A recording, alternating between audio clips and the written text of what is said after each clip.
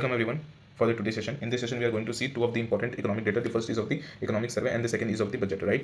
देखिए, economic survey और budget दोनों ही हमारे कल के वाइवा के लिए उसके साथ साथ आने वाले एग्जामिनेशन के लिए इंपॉर्टेंट है. ठीक है, इकोनॉमिक सर्वे जनरली जो हमने पास्ट में अपने एक्सपेंडिचर और जो हमारे रिसिप्ट थे गवर्नमेंट के एक्सपेंडिचर और जो रिसिप्ट थे वो गवर्नमेंट इकोनॉमिक सर्वे के थ्रू बताने की कोशिश करती है. और जो बजट जो आज बजट निकला राइट 1 फरवरी संडे को जो आज बजट निकला जिसको हम एनुअल फाइनेंशियल स्टेटमेंट कहते हैं वो आने वाले साल में मतलब 2026 और 2027 के अंदर गवर्नमेंट कितना अपना रेवेन्यू एक्सपेंडिचर कैपिटल एक्सपेंडिचर कितने उसके रिसिप्ट और कहाँ वो अलग अलग सेक्टर्स के अंदर इन्वेस्ट करेगी वो गवर्नमेंट अपने बजट के अंदर बताने की कोशिश करती है. और इकोनॉमिक सर्वे के अंदर जो कि बजट से पहले आता है गवर्नमेंट ये बताने की कोशिश करती है कि हम पिछले साल में हमने कितना कितना क्या क्या काम किया. राइट एवरीवन, तो इकोनॉमिक सर्वे और बजट दोनों ही इंपॉर्टेंट है. ठीक है, चलिए विदाउट वेस्टिंग टाइम वीडियो ज़्यादा लंबा नहीं करना है. टू दी पॉइंट हमें डेटा को याद करना है, एनालिसिस करना है और उसके साथ साथ हमें नोटबुक के अंदर नोट डाउन करते रहना है. Before moving towards the economic survey, economic survey के अंदर आपको पता होना चाहिए पूरे 15 पार्ट्स या फिर 15 चैप्टर्स होते हैं. क्या हमें सारे के सारे चैप्टर्स या फिर सारे के सारे पार्ट्स पढ़ने नहीं, हमें सिर्फ और सिर्फ एग्जाम ओरिएंटेड जो चीज़ हमारे बुक के अंदर दी गई है, हमारी बुक के अंदर जो कॉन्सेप्ट है उसके ही डेटा हमें क्या करने हैं, याद करने हैं और उसको अपने बुक के अंदर नोट करने हैं. समझ आया?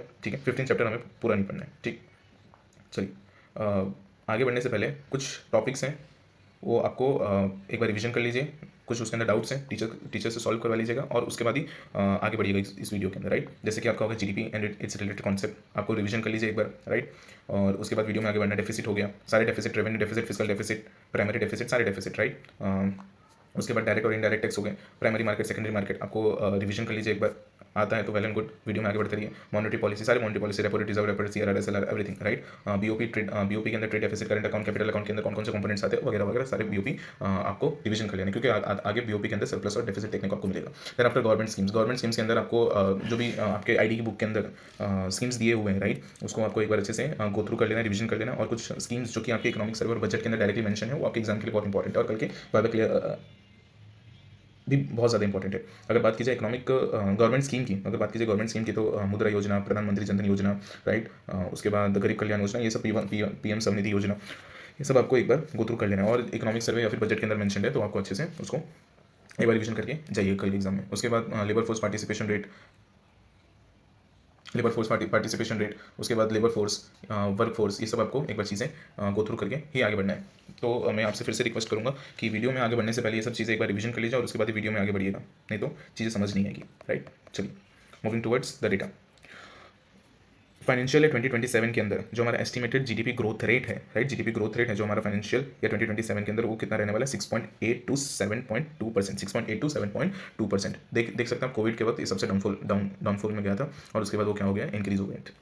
तो फाइनेंशियल ईयर 2027 के अंदर कल के वाइवा में आपके क्वेश्चन बन सकते हैं कि हमारा जीडीपी ग्रोथ रेट कितना से कितना परसेंट होना चाहिए. तो 6.8 टू 7.2% एस्टिमेटेड है. ठीक है, apart from this is two important, right, this data is two important क्योंकि इसके अंदर आपके फाइनेंशियल और फिजिकल डेफिसिट और प्राइमरी डेफिसिट को मेंशन किया गया है. फिजिकल डेफिसिट और प्राइमरी डेफिसिट देखिए, अगर ऊपर वाला जो ग्रीन वाला जो आपको दिख रहा है वो आपके हैं फिजिकल डेफिसिट और नीचे वाला जो रेड से आपको ग्राफ के अंदर जो मेंशन किया गया है वो आपके हैं प्राइमरी डेफिसिट. दोनों ही over a period of time covid के बाद, राइट, कोविड के बाद 2020 और 2021 के कोविड के बाद हमारा फिजिकल और प्राइमरी डेफिसिट डिक्रीज हुए हैं. अगर देखा जाए फिजिकल डेफिसिट कितना 4.4% of the GDP, whereas the primary deficit 0.8% of the GDP. Right, और ये 16 ईयर्स में पहली बार ऐसा हुआ है, 16 ईयर्स में पहली बार ऐसा हुआ है कि हमारी जो फिजिकल और प्राइमरी डेफिसिट है इतने कम हुए हैं. जिसको देखते हुए हम जो हमारी credit agency, international credit agencies हैं जैसे कि morning star, DBRS, S&P global rating, RNI Japan, इन लोग जो क्रेडिट एजेंसीज हैं उन्होंने हमारी क्रेडिट रेटिंग अच्छी की. अब ये क्रेडिट रेटिंग अच्छी होगी तो क्या होगा, FDI हमारे देश के अंदर आएगा, राइट, FFI आएगा, हमें कम रेट ऑफ इंटरेस्ट पे ज़्यादा से ज़्यादा इंटरनेशनल लोन मिल सकेंगे. तो ये हमारे देश के लिए अच्छा है और over period of time government ये एक्सेप्ट कर रहे हैं कि ये ओवर पीरियड ऑफ टाइम और भी डिक्रीज होगा. राइट, देन आफ्टर ये आप गो थ्रू करिएगा, इसको याद करिएगा प्लीज़. फिजिकल डेफिसिट और प्राइमरी डेफिसिट अभी हमारे देश के फाइनेंशियल ईयर 2026 के अंदर कितने हैं. Then after moving towards direct and indirect tax shares. अगर बात की जाए प्री पेंडेमिक की तो हमारा अगर देख सकते हैं जो ग्रीन वाला जो है वो आपका डायरेक्ट है और ये जो ऑरेंज वाला जो है आपका इनडायरेक्ट है. तो प्री पेंडेमिक में हमारा डायरेक्ट टैक्स का शेयर जो था 52 था और इनडायरेक्ट टैक्स का 48 था. ओवरऑल अगर मैं बात की जाए फाइनेंशियल ईयर 2025 की तो जो शेयर्स हैं इनडायरेक्ट टैक्स का वो क्या हो गया, डिक्रीज हो गया. और ये बहुत अच्छी चीज़ है. क्यों अच्छी चीज़ है, क्योंकि इनडायरेक्ट टैक्स हमारा क्या होता है, रिग्रेसिव इन नेचर होता है. और रिग्रेसिव टैक्स बहुत ही गलत चीज़ है। इनकम जितना कम होते जाएगा, राइट, इनकम जितना कम होते जाएगा उतना हमारे ऊपर टैक्स बढ़ते जाएगा, उसी को बोलते हैं रिग्रेसिव। और इनडायरेक्ट टैक्स एक रिग्रेसिव टैक्स होता है, वेरस डायरेक्ट टैक्स जो होता है वो एक प्रोग्रेसिव होता है। इनकम जितना ज़्यादा होगा उतना हमें टैक्स पे करना पड़ेगा। तो इनडायरेक्ट टैक्स एक देश के अंदर जितना कम हो उतना अच्छा है, और ओवर पीरियड ऑफ टाइम हमारे जो इनडायरेक्ट टैक्स है वो कम होते जा रही है, अच्छी चीज़ है। 41% हमारे इनडायरेक्ट टैक्स है। अगर 100 रुपये हम गवर्नमेंट टैक्स से कमा रही है तो उसमें से अभी 41% इनडायरेक्ट टैक्स से आता है और 51 किससे आता है, डायरेक्ट टैक्स से आता है, right. Moving towards the revenue receive to GDP ratio, pre pandemic और पोस्ट पैंडेमिक को कंपेयर किया गया। प्री पैंडेमिक में 8.5 था revenue receive to GDP ratio, और वो बढ़ के कितना हो गया 9.1%। Gross tax revenue to GDP ratio 10.8% से कितना हो गया 11.5%। और उसके बाद non corporate tax collection to GDP ratio 2.4 से कितना हो गया 3.3%, राइट। स्पीड में इसलिए जा रहे हैं क्योंकि सिर्फ डेटा ही हमें करना है, वीडियो ज़्यादा लंबी हो जाएगी। Then after moving towards the private consumption and investment, हमें पता है कि जो हमारे एग्रीगेट डिमांड होते हैं वो क्या होते हैं, C+I+G+X-, राइट। तो उसमें से जो मेजर कंपोनेंट होते हैं हमारे कौन कौन से होते हैं, एक तो हमारा होता है कंजम्पशन और इन्वेस्टमेंट। कंजम्पशन अगर हमारा एग्रीगेट डिमांड 100 है, 100 रुपये का है, तो उसमें से कंजम्पशन 55% होता है और जो इन्वेस्टमेंट होता है 35% होता है, राइट। तो ये दो बहुत ही मेजर कंपोनेंट है। गवर्नमेंट एक्सपेंडिचर अराउंड 10% होता है, और ये जो है X-M जो हम बोलते हैं नेट एक्सपोर्ट, वो तो कभी कभी नेगेटिव हो जाता है या फिर नेग्लिजिबल हो जाता है। तो हमारे देश के अंदर जितना प्राइवेट कंजम्पशन और इन्वेस्टमेंट ज़्यादा होगा उतना हमारे देश के अंदर डेवलपमेंट और ग्रोथ देखने को मिलेगा। तो फाइनेंशियल 2025 और 2026 के अंदर ये जो चीज़ें हैं बढ़ती हुई दिखी है, बट इन्वेस्टमेंट जो है फाइनेंशियली 2023 के बाद थोड़ी डाउनवर्ड है, कंसर्निंग थोड़ी बहुत चीज़ें, पर ओवर पीरियड ऑफ टाइम ये अच्छी हो सकती है। Then after moving toward the GVA gross value added, देखा जाए तो एग्रीकल्चर सेक्टर के अंदर जीवीए डिक्रीज हुआ 3.1%, तो ये थोड़ी कंसर्निंग चीज़ है। एग्रीकल्चर सेक्टर के अंदर जीवीए डिक्रीज होना कंसर्निंग चीज़ है 3.1%। Then over period of time 2025 से लेकर 2026 के अंदर इंडस्ट्रियल सेक्टर काफ़ी अच्छा ग्रो किया है। सबसे ड्रेस्टिक चेंज या फिर ड्रेस्टिक ग्रोथ जो हमें देखने को मिला किसके अंदर देखने को मिला, सर्विस सेक्टर के अंदर, जो कि 7.2% से 9.1% हो गया। अगर टोटल जीवीए हमारे देश की बात करें तो अभी कितना जीवीए चल रहा है 7.3%, right. Then after moving towards GST collection के ऊपर देखें तो ओवर पीरियड ऑफ टाइम हमें जीएसटी कलेक्शन क्या हो रही बढ़ती जा रही है। यहाँ पे स्पेसिफिक आपको नहीं दिया हुआ है, अराउंड 12 to 16% हमारी GDP lakh crore, sorry 12 to 16 lakh crore हमारी जीडीपी कलेक्शन जो है अभी उसके आसपास है। Over period of time increase हुआ है, आपको ये मानना जरूरी है, जाना जरूरी। Then after moving towards the GST reform 2.0, बहुत इंपॉर्टेंट है, इकोनॉमिक सर्वे के अंदर डायरेक्टली मेंशन किया गया तो इंपॉर्टेंट है। ये जीएसटी रिफॉर्म 2.0 है क्या, देखिए हमारे टैक्स रेट कितने थे 0%, 5%, 12% और 18%, जिसमें से 0% और 12% को निकाल के अभी गवर्नमेंट ने कितना रखा है 5% और 18%, और कोई अगर ज़्यादा ही लग्जरियस गुड्स हैं उसके लिए कितना रखा है 40%। तो ये आपको जीएसटी रिफॉर्म 2.0 या एक बार देखते हुए जाना। उसके बाद प्राइमरी मार्केट के अंदर देखा जाए तो प्राइमरी मार्केट के अंदर डाउनफॉल थोड़ा देखने को मिला है, राइट। जो रिसोर्स मोबिलाइजेशन है, रिसोर्स मोबिलाइजेशन मतलब जो हमारे पैसे लेन देन की जो चीज़ें हैं प्राइमरी सेक्टर के अंदर, प्राइमरी मार्केट के अंदर, तो वो क्या हुई ओवर पीरियड ऑफ टाइम थोड़ा डिक्रीज हुआ 2025 से लेकर 2026 के अंदर। और जो हमारा इनिशियल पब्लिक ऑफरिंग है वो भी हमें थोड़ा कम देखने को मिला, ठीक है। Then after moving towards the policy rates, तो repo rate, reserve repo rate, ये सब आपको पॉलिसी रेट्स करंट आरबीआई के डेटा से ही लिया गया है, तो आपको एक बार गो थ्रू करना है। और आपके एग्जाम तक तो चेंज नहीं होगा, 3 महीने में इनके क्या बोलते हैं मीटिंग्स होती है, तो अभी आपके जब तक एग्जाम में तब तक कोई भी क्या बोलते हैं चेंजेस नहीं होगा, तो आपको एक बार ये गो थ्रू कर लेना है। पॉलिसी रेपो रेट कितना चल रहा है 5.25%, standing deposit facilities 5%, marginal standing facilities rate 5.5%, bank rate 5.5%, reserve repo rate 3.5%, right. Then after CRR SLR, CR is our 3%, SLR is our 18%, and then this is our exchange rate, right.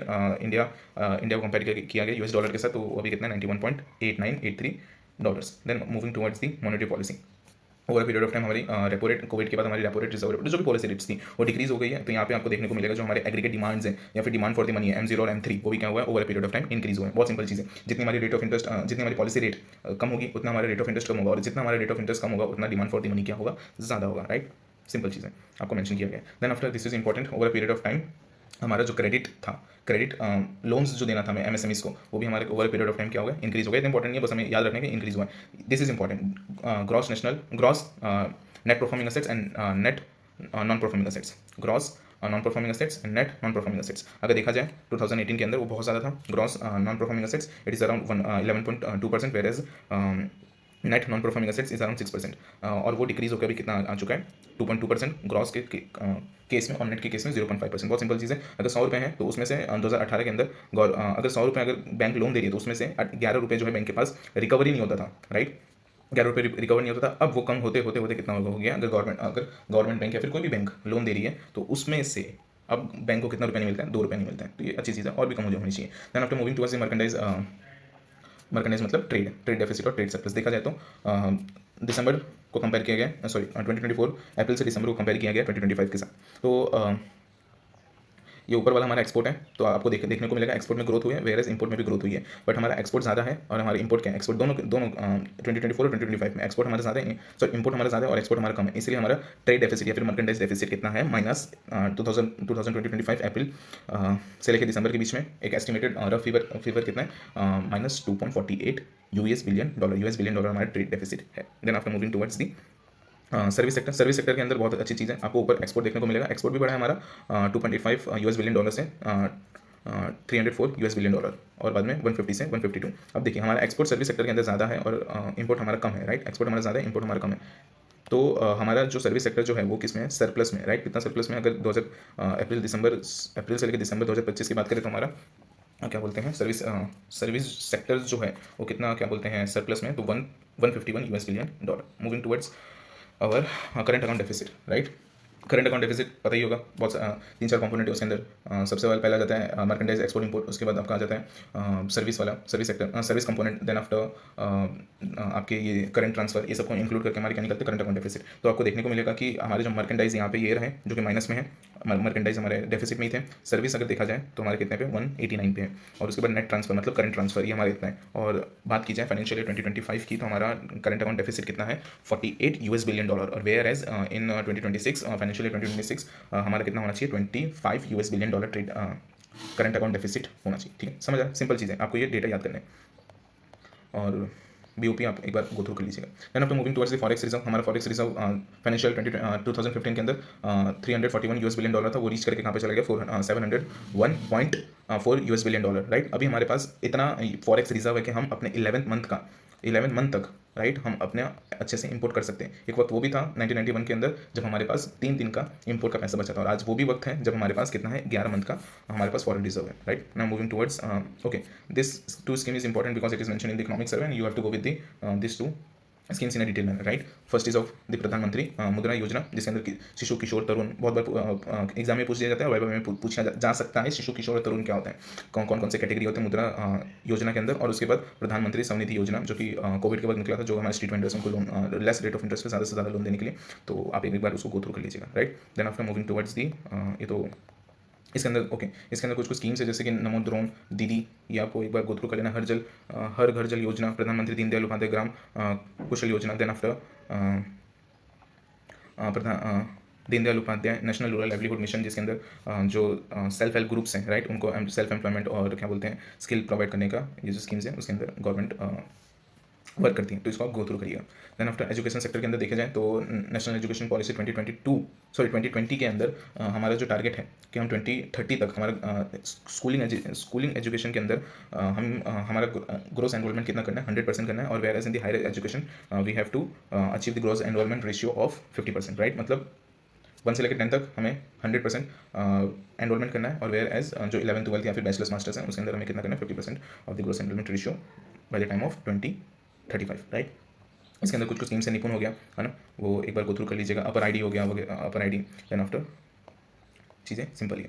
Then after moving towards कुछ economic survey के अंदर schemes थे जो कि आपके ID के अंदर भी मेंशन है, तो आपको गो थ्रू करना है। प्रधानमंत्री किसान कार्ड योजना, देन आफ्टर प्रधानमंत्री किसान Samman Nidhi Yojana, right. Then after minimum support price Pradhan Mantri Mandhan Yojana, important है, गो थ्रू करिएगा एक बार। Moving towards the agriculture sector में हमारा 4.7% ऑफ दी जीवीए है जो ग्रोथ देखने को मिला है, जिसमें से क्रॉप जो है 4.4% से ग्रो कर रहा है, लाइफ स्टॉक जो है 6.1% से, और whereas the fishing and aquaculture के अंदर कितना ग्रोथ है, 7.2%, वेरी गुड। इसके अंदर हमें ज़्यादा ग्रोथ देखने को मिला है, ठीक है। Then after moving towards the employment labour force participation rate, आपने आईडी में पढ़ाई होगा। अनएम्प्लॉयमेंट रेट बहुत सिंपल है कि अगर लेबर फोर्स पार्टिसिपेशन रेट देखा जाए तो 100 लेबर्स में से अभी भी 55 लोग 51.1% जुलाई अगस्त में 2000 फाइनेंशियल ईयर एस्टिमेटेड है कि इतने हमारे कितने हो जाएंगे, ये हमारे लेबर फोर्स पार्टिसिपेशन रेट होंगे ओवर पीरियड ऑफ टाइम। हमारे अनएम्प्लॉयमेंट भी जो है वो भी क्या हो जाएगा, 4.8% की तक डिक्रीज होने की हम कोशिश करेंगे। Then after moving towards the female participation rate अगर देखा जाए बहुत इंपॉर्टेंट है, वुमेन एम्पावरमेंट के टॉपिक से बहुत ही ज़्यादा इंपॉर्टेंट हो जाता है, क्योंकि देखा जाए तो डबल, राइट, 2017-18 के अंदर 23% था, वो इंक्रीज होकर 41.7% हो गया, डबल टाइम्स हमें चेंजेस देखने को मिली है फीमेल फोर्स पार्टिसिपेशन रेट के अंदर। देन आफ्टर अगर देखा जाए तो फीमेल अनएम्प्लॉयमेंट रेट भी कम हुआ है 5.6% से, अभी कितना हो गया 3.2%। Moving towards the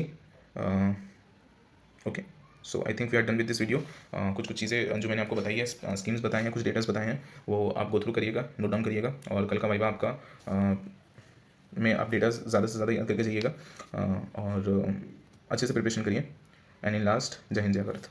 thank you.